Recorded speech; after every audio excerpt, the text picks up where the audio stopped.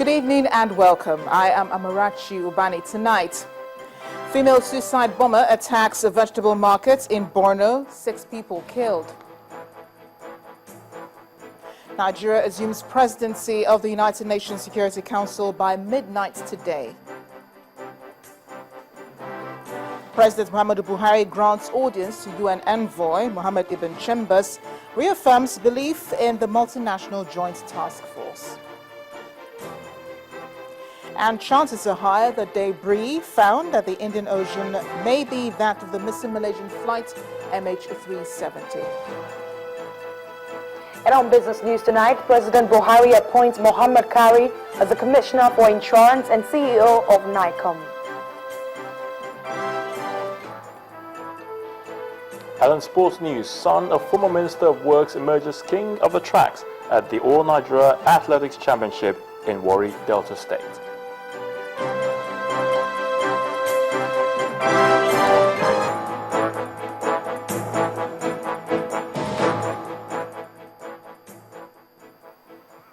There's no gainsaying that Nigeria and efforts to contain the activities of Boko Haram before the cooperation of the country and her border neighbors and the president may have concluded plans to achieve this with the formation of a stronger regional coalition. President Muhammadu Buhari insisted the full activation and deployment of the multinational joint task force, which has been established under the auspices of the Lake Chad Basin Commission, will eventually lead to the total elimination of Boko Haram. President Buhari, who received Dr. Mohammed Ibn Chambers, the United Nations Secretary General's special representative, added that the troops' morale is on the rise with the relocation of the Military Command and Control Center to Maiduguri in Borno State.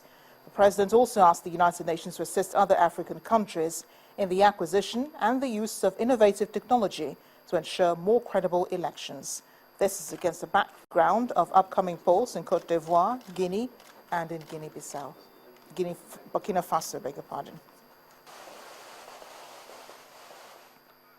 Meanwhile, the president has directed the head of service of the Federation, Mr. Danladi Kifasi, to facilitate the immediate release of the 5 billion naira pledged by the federal government since August 2014 for Victims Support Fund, VSF. President Muhammadu Buhari gave the directive after a meeting with the Victims Support Fund Presidential Committee in Abuja. Head of the committee, Lieutenant General Theophilus Danjuma, had told the president that out of the 55.92 billion naira pledged in August last year, 33.54 billion naira was still outstanding, including 5 billion naira from the federal government. He said the VSF currently has 23.33 billion naira in 4 bank accounts and that the committee received approval from the immediate past administration to incorporate the fund into a trust fund to insulate it from political interference. General Danjuma had urged the president to use his office to persuade all organizations and individuals to honor their pledges to the committee. President Buhari urged the committee to ensure proper coordination with other government agencies, providing support and assistance to the victims.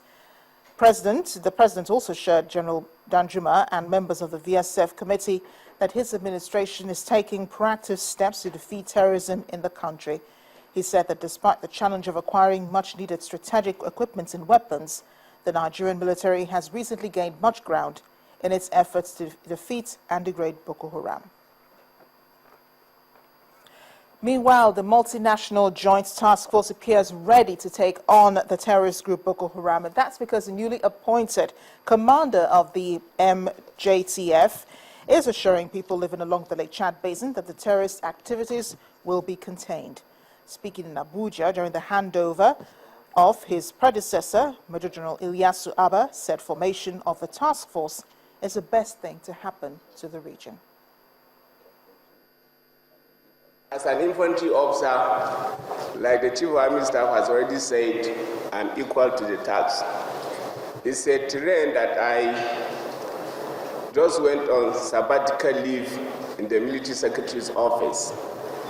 So I'm back to the same terrain, and I think I'm going to operate better there, provided I have the 3 basic things that I need, which is 1, capacity building for the forces, which include robust intelligence. to logistics, proper backup of logistics and administration. Once these three basic things are there, I assure you, when we hit the ground running, the story will be different. And on my part, I assure you, by the will of God, that I will live to expectation. And we will see the end of this menace very soon.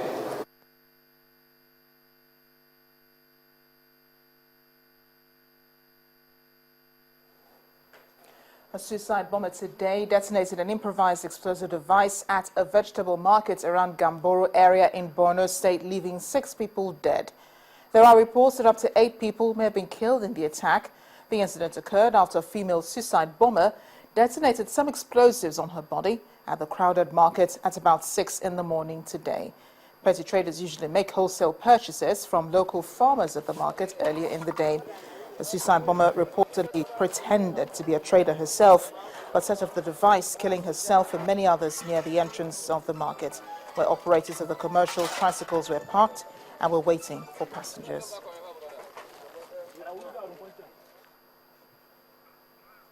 Meanwhile, the Borno State capital has suffered many losses in life and property since the command center was moved from Nigeria's federal capital territory to Maiduguri. In this next report, our correspondent Cynthia Araya takes us through the series of attacks which Maiduguri has suffered in the last 3 months.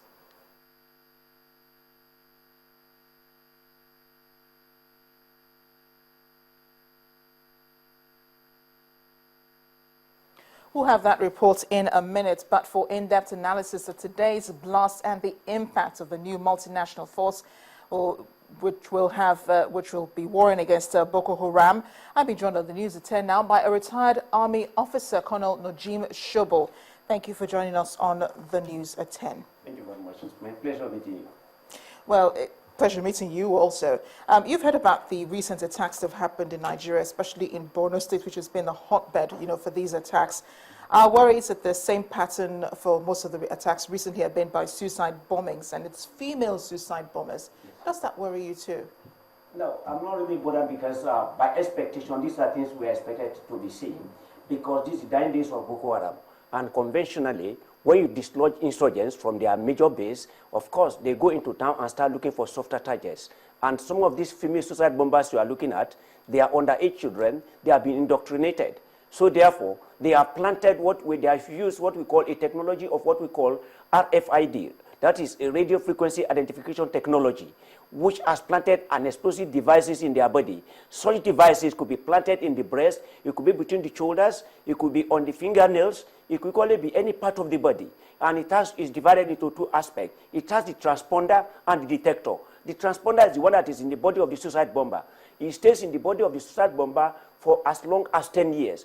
If that bomb is not removed, and it's not exploded, after 10 years, it becomes cancerous, and the person died naturally. But in the process of that, whoever planted it is retaining the detector with him, and he can activate it at any point in time if the suicide bomber refuses to die in the process. So this is what you should be expecting. Well, this is information that you have and information that I believe also the Nigerian military has. So why is it so difficult to detect a suicide bomber? It's difficult to detect a suicide bomber because the suicide bomber is not uniform, number one. Number two, the suicide bombers we are fighting with today are not the conventional suicide bombers that we are trained upon. The conventional suicide bombers are terrorist organizations. They operate in small numbers. They don't live in the midst.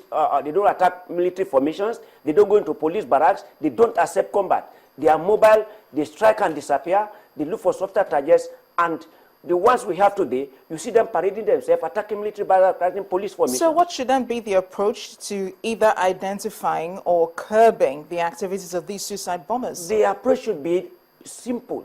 De-radicalization, because you discover that we have the carrot and we have the stick.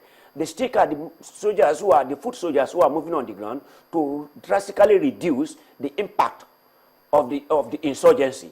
We cannot talk of elimination at the stage in which we are, because once you have entered into a phase of insurgency, it becomes difficult for you to eliminate. Rather, what we are looking at is to reduce the risk as low as practically possible, so as to ensure that insurgency don't have the wherewithal and then cause maximum casualties on the populace. But again, if you look at the insurgents by themselves too, if you look at the British government, they have the principle of ensuring in the next 5 years, David Cameron has come up, they are doing pure radicalization of the British citizens who are going to fight in ISIS. So if the British government is presently embarking on the principle of the radicalization, the United States government is embarking on the principle of elimination, and the Israeli government is embarking on the principle of containment. Well, we have a multinational joint task force. Yes, yes. Well, do you think that they will help, to solve some of these problems that we have, especially with the recent spate of bombings, especially in northeast Nigeria, Borno in particular? The coming on board of the multinational joint task force is a continuation of what has been in place for years in the past. Those multinational task force are the people who have been combating terrorism and banditry in the northeast. So therefore, with the approval given to them, you now discover the issue of now saying the issue of collateral damage, human rights abuse was conducted or carried out by the Nigerian Army is out of the case now. We have to look at the issue of liberty and security and define the route. So therefore, the coming on board of the multinational joint task force and the officers that are accredited to execute this procedure is a good way forward, and I believe that it is the dying days of the terrorist group. Colonel Najim Shobo, thank you so much for joining us on the News at 10 Thank you very much, I appreciate it. Throw more light on this. I've been speaking to Colonel Najim Shobo. He's a retired Army officer. And with part 2 after the break, police discover an arms factory in Kaduna State. That's in a moment. Please stay with us.